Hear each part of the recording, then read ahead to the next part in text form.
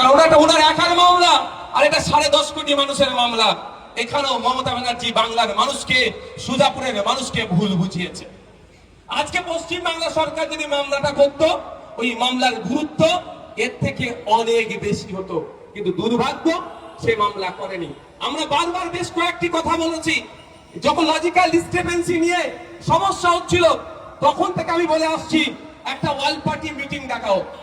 পশ্চিমবাংলায় যে রাজনৈতিক দলগুলো আছে তাদেরকে ডেকে একটা মমতা ব্যানার্জি প্রস্তাব নিক। অল পার্টি মিটিংটা কিরকম আপনারা জানেন, বেশ কয়েকদিন আগে কাশ্মীরের পেহেলগাঁওতে অ্যাটাক হলো।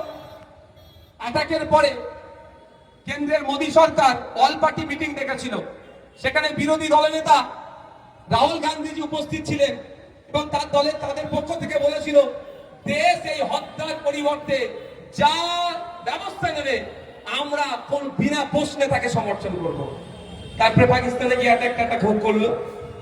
তাহলে আজকের দিনে মমতা ব্যানার্জি যদি অল পার্টি মিটিং ডেকে বলতো যে বাংলার মানুষদেরকে যেভাবে নামের একার ওকার শেখ কেউ এস কে লেখে, SEKH কেউ লেখে, কেউ ব্যানার্জি লেখে, কেউ বন্দ্যোপাধ্যায় লেখে, কেউ চ্যাটার্জি লেখে, কেউ চট্টোপাধ্যায় লেখে, এই একটু ছোট্ট করে একটা স্পেলিং এর ভুলের জন্য, একটা ফুল স্টপ না থাকার জন্য তাদেরকে লাইনে দাঁড় করানো রাখা হচ্ছে ঘন্টার পর ঘন্টা।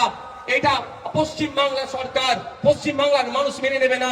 এটাকে সামনে রেখে চ্যালেঞ্জ করে সুপ্রিম কোর্টে যাবে। তাহলে পশ্চিম বাংলার কোন দলের সাহস ছিল যে পশ্চিম বাংলার নাগরিকের বিপক্ষে গিয়ে যে প্রস্তাব নিয়ে এসছে তার বাইরে যাবে? কিন্তু মমতা ব্যানার্জি এটা করেছে কি? ভাবতে হবে কেন করেনি। ক্ষতি হচ্ছে কাদের? ওই আব্দুল্লাহ আর মোল্লাদের।